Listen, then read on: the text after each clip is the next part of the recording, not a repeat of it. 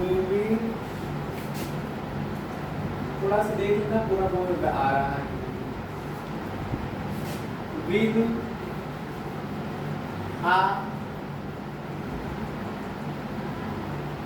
velocity vector v is equals to 4i cap plus 3k cap meter per second in a magnetic field vector b is equal to 3k cap plus का 4i cap. आगे लिखना weber per metre square. Calculate the force acting on the particle. Calculate the force acting on the particle. एक question लिखा है हम लोगों के सामने, ये force on a charge moving in magnetic field का मतलब है कि जब कोई चार्ज पार्टिकल मैग्नेटिक फील्ड में मूव करेगा तो फोर्स कितना लगेगा, उस टॉपिक का क्वेश्चन है। ठीक है, क्या लिखा है क्वेश्चन? एक चार्ज पार्टिकल जिसका चार्ज दिया है 5 माइक्रोकूलम इज मूविंग, मतलब मूव कर रहा है मैग्नेट विद वेलोसिटी v की वैल्यू 3i कैप प्लस का 4i कैप प्लस का 3k कैप है, मीटर पर सेकंड यूनिट है। इन कहां पे मूव कर रहा है चार्ज पार्टिकल? मैग्नेटिक फील्ड में, जिसमें v की वैल्यू कितनी है? 3k cap plus 4i cap, 3k cap plus 4i cap weber per metre square. Calculate the force acting on the particle. तो आपको बताया गया है कि जब कोई चार्ज पार्टिकल मैग्नेटिक फील्ड में मूव करता है, जब कोई चार्ज पार्टिकल आवेशित कण चुंबकीय क्षेत्र में घूमता है तो उसमें फोर्स कितना लगता है? जो फोर्स की वैल्यू होती है F इज इक्वल टू क्या होता है? Q into V cross B, Q into vector V cross vector B, यही होता है जा करके। अब अकॉर्डिंग टू क्वेश्चन पहले जो जो दिया है आप उसको लिख लीजिए। अकॉर्डिंग टू क्वेश्चन क्या दिया है भाई? चार्ज की वैल्यू दी है 5 माइक्रोकूलम। आप एमकेएस सिस्टम में रखोगे तो माइक्रो का मतलब 10 की पावर माइनस 6 हो जाएगा, तो 5 इंटू 10 की पावर माइनस 6 कूलम आ जाएगा। वेलोसिटी जो है ये 4i प्लस का 3k है, बोलो 4i cap plus 3k cap metre per second है, और मैग्नेटिक फील्ड B की वैल्यू क्या है? 3k कैप है प्लस 4i कैप है वेबर पर मीटर स्क्वायर। ये weber per metre square tesla unit होती है मैग्नेटिक फील्ड की। तो हमें force acting on the charge particle ये कैलकुलेट करना, क्वेश्चन मार्क समझिए। बाय लॉरेंट्ज फोर्स, जिसको वेक्टर F तुम कह रहे हो ना, ये मैग्नेटिक फोर्स कितना लगता है? Q into V cross B, बोलो। तो सबसे पहले हमको क्या निकालना पड़ेगा? V क्रॉस बी निकाल लें, यहाँ पे वैल्यू पुट कर दिया जाएगा, रिजल्ट आ जाएगा। तो नाउ हम पहले V क्रॉस बी निकालते हैं। बताओ V की वैल्यू क्या है? V की वैल्यू है 4i cap plus 3k cap into B की वैल्यू है 3k cap plus 4i cap. कोई समस्या सवाल? एक बात हम आपको डॉट प्रोडक्ट और क्रॉस प्रोडक्ट में बता देते हैं, दोनों में समझा देते हैं, क्योंकि ये फिजिक्स की क्लास में आ गया है, मैथमेटिक्स की क्लास में होता आई जे के कैप, तो उसको पहले से बता चुके होते हैं हम लोग। देखो जो आई कैप होता है, जे कैप होता है और एक के कैप है, ये है क्या? ये यूनिट वेक्टर है, इकाई सदिश है। एक्स एक्सिस के लंब है ये वाई एक्सिस के अलांग है और ये जेड एक्सिस के अलांग है। आई कैप यूनिट वेक्टर होता है एक्स एक्सिस के अलांग, मतलब एक्स अक्ष की दिशा में, ठीक है। और जे कैप क्या है, वाई एक्सिस के अलांग, और के कैप क्या है, जेड एक्सिस के अलांग। तो अगर आई का डार्ट आई के साथ लोगे तो क्या आता है पता है, 1 आता है। जे डार्ट जे भी 1 आता है और के कैप डार्ट के कैप भी 1 आता है। वैसे शॉर्टकट में इसको मैं आई डार्ट आई पढ़ रहा हूँ, लेकिन आई डार्ट आई नहीं पढ़ोगे आप। अगर पूरा बोलना है तो आई कैप डार्ट आई कैप पढ़ोगे। ये जे कैप डार्ट जे कैप और के कैप डार्ट के कैप, ये 1 होता है जाकर। बाकी आई का जे के साथ मल्टीप्लाई करोगे डार्ट प्रोडक्ट तो 0 आएगा। आई मतलब सेम के साथ 1 आता है, अदर के साथ 0 आता है। और क्रॉस प्रोडक्ट में क्या होता है, आई कैप आई के साथ और जे क्रॉस जे के साथ और के क्रॉस के साथ, ये बेटा 0 होता है, समझ गए। और होता क्या है, आई क्रॉस जे जो होता है ये के होता है, और जे क्रॉस आई कैप जो होता है माइनस का के होता है। आपका जे क्रॉस के जो है आई होता है और के क्रॉस जे कैप जो होता है माइनस का आई होता है, समझे। के क्रॉस आई जो होता है ये जे होता है, और आई क्रॉस के जो होता है ये माइनस जे होता है। ये क्लास आपने पढ़ा है कहाँ पे, 11th में। इसका रेड रूल क्या है, अगर उसको पकड़ना है तो मैं आपको रेड रूल भी बता देता हूँ। एक आर्डर में इसको लिख लो, आई जे के। आर्डर चाहे जो फॉलो करो आप, चाहे क्लॉकवाइज सेंस में फॉलो कर दो इसे ले लो, चाहे एंटी क्लॉकवाइज ले लो। जैसे ही घड़ी की सुई के अपोजिट है तो एंटी क्लॉकवाइज मैंने ले लो। देखो समझो, आई का जे के साथ लोगे तो कौन आगे मिलेगा, ये देखो लिखो। और अगर उल्टा चलो, जे का आई के साथ तो आगे के तो मिल रहा है, लेकिन के की डायरेक्शन अपोजिट हो रही है तो माइनस का के हो गया। जब के का आई के साथ चलो, देखो के है, बोलो ये आई जे के एक सीक्वेंस है कि नहीं, ठीक से देखो इधर सीक्वेंस में देखो, आई जे के का आई के साथ, तो अगले सीक्वेंस में ही तो जे मिल रहा है। और अगर उल्टा चलोगे, आई का के साथ तो उल्टा हो रहा माइनस का जे। उल्टा का मतलब जे आपके पास ये डायरेक्शन दिखा रहे हो, ये हमको ऐसे मिल रहा अपोजिट में, वही हाल बाकी का हुआ। तो बताओ ये रूल लगाए फिर मल्टीप्लिकेशन का, लगा रहे। उन बातों को साइड में लिख लेना जब इस तरह का क्वेश्चन आए तो। और लिखने का तरीका ये, इससे आप प्रैक्टिस कर लेना, ठीक। बोलो सुनो, अब भैया जैसे आप अलजेब्रा में मल्टीप्लिकेशन करते हो बीजगणित में वैसे करना है।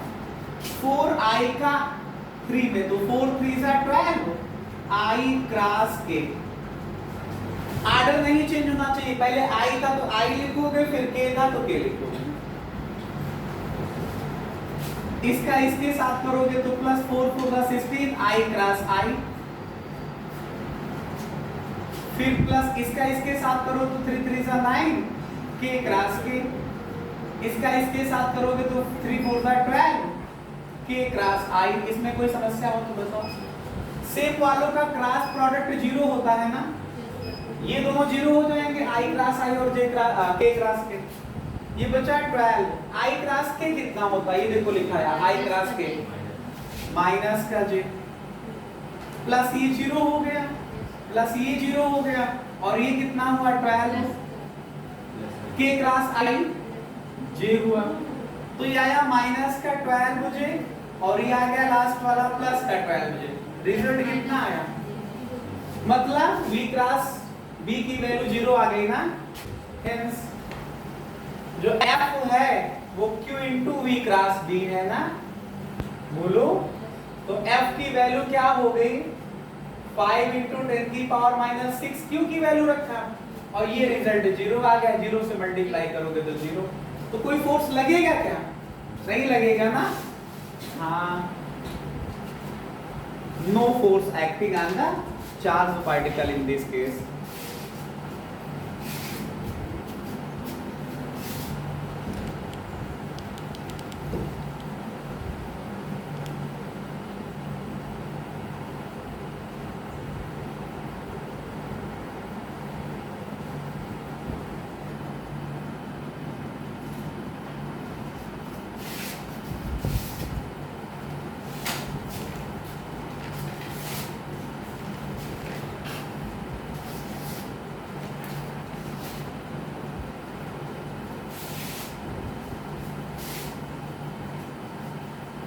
एक नेक्स्ट क्वेश्चन हम लोगों के पास है कि एक चार्ज पार्टिकल है ऑफ 1.6 इंटू 10 की पावर माइनस 19 कूलम का मूव कर रहा है विद अ वेलोसिटी v की वैल्यू, वेलोसिटी की वैल्यू ये दी हुई है, और इन मैग्नेटिक फील्ड, जिस मैग्नेटिक फील्ड में मूव कर रहा है उसकी वैल्यू दी है।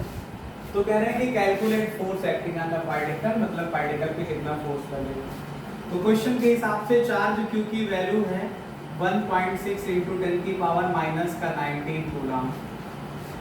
आपके पास वेलोसिटी की वैल्यू है 2i प्लस का 3j मीटर पर सेकंड, और मैग्नेटिक फील्ड B की वैल्यू है 2i प्लस का 3j weber per metre square. मैंने एक बात आप लोगों को बताई, मैंने कहा ना 2ij के जो मैं बोल रहा हूँ वो एक्चुअल में i का मतलब i कैप है, j का मतलब j कैप है, k का मतलब k कैप है, तो हम उसको साइड में बोल देते हैं, कैप ना बोल करके केवल i बोल देते हैं, ठीक है। लेकिन एक्चुअल है i cap, j cap, k cap, ठीक। तो हमको फोर्स निकालना है। इसका क्वेश्चन अभी लास्ट मैंने कराया है इसके जस्ट पहले, कि सबसे पहले F निकालने का मतलब Q into V cross B हुआ, तो आप पहले V क्रॉस B निकाल लो। नाउ हम निकाल लेते हैं V क्रॉस B। बताओ V की वैल्यू क्या है? हेलो, V की value 2i cap plus 3j cap, और क्रॉस B की वैल्यू भी 2i cap plus 3j cap. एक तो मेथड जो मैंने इसके पहले बताया था वो बताया ही है, एक तुमको और एक शॉर्टकट बताते हैं, एक और method for the competition examination, आप और आसानी से जल्दी सॉल्व कर ले जाओगे। इसको बोलते हैं डिटरमिनेंट मेथड। आएगा रिजल्ट वही, कोई फर्क नहीं पड़ेगा। क्लास 11th में थोड़ा से लोग इसको बैन करते, कहते हैं आपने पढ़ा कहाँ डिटरमिनेंट मेथड। क्लास 12th में डिटरमिनेंट मैथमेटिक्स में बच्चे पढ़ लेते हैं, और जो मैथमेटिक्स का बच्चा होता है उसमें बहुत सारे मैथमेटिक्स के जो बच्चे हैं वो 100% फिजिक्स तो पढ़ते ही पढ़ते हैं ना। तो फिजिक्स का बच्चा जरूरी नहीं कि 100% मैथमेटिक्स वाला हो, लेकिन मैथ वाला तो 100% जो है कि फिजिक्स पढ़ेगा ना, तो इसको अप्लाई कर सकता है for the competition point of view से। आप i j, और कभी कभी यहाँ तो वैसे i j तक ही है, k भी हो सकता है, तो आप इन तीनों को सीक्वेंस से लिख लीजिए, i कैप, j कैप और k कैप, ठीक। अब आपको कुछ करने की जरूरत नहीं है। पहले क्या लिखा था v, i j और k के गुणांक मतलब कोफिशिएंट लिखिए। i का कोफिशिएंट 2, j का 3, k नहीं है तो 0, ठीक। और फिर b है तो b वाले लिख लीजिए 2, 3 और 0। इसको सॉल्व करते हैं बहुत आसानी से।